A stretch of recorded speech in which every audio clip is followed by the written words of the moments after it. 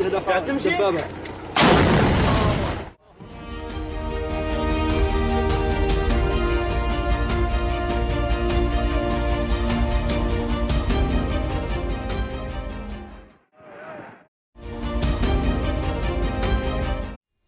Adif Maulana quit school in 2014 to escape punishment she often received for arriving late. She had to walk 7 kilometers to classes held under a tree because of Malawi's shortage of classrooms. But thanks to what is being called the world's first 3D printed school, Maulana has resumed learning.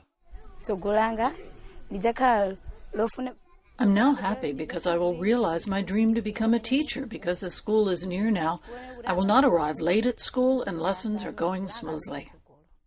Maulana is among tens of students benefiting from the school, which was constructed by a computer. 14 Trees is a joint venture by Swiss cement maker Lafarge Holcim and the United Kingdom's Development Finance Institution, the CDC Group. The project aims to quickly construct affordable housing and schools in African countries like Malawi, which has a shortfall of 36,000 classrooms, according to the UN Children's Fund. Our estimate is that with conventional construction methods, it would take more than 70 years to build so many classrooms. And we think that 3D printing can be a solution to bring a lot of speed to that construction process and reduce that time needed to build those schools to 10 years or even less. The technology allowed them to construct this school in about 18 hours. Building by hand would have taken about 3 weeks. The other advantage is also that you reduce drastically the quantity of material that you need when you print.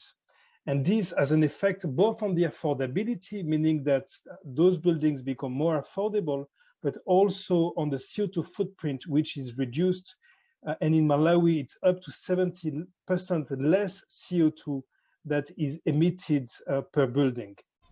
But while 3D printing could transform construction across the world, the high cost is a challenge.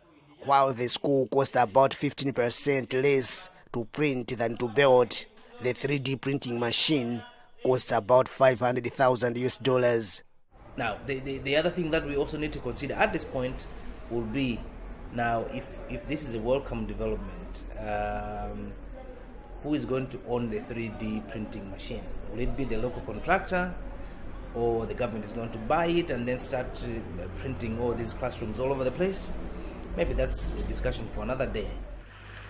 But the project implementers say the costs will only go down as materials begin to be locally produced.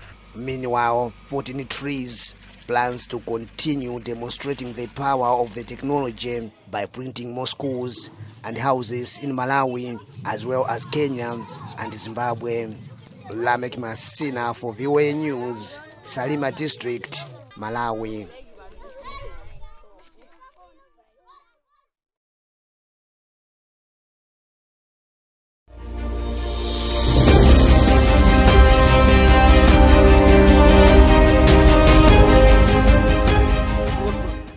سرايا المراقبين مستهدفة دبابة.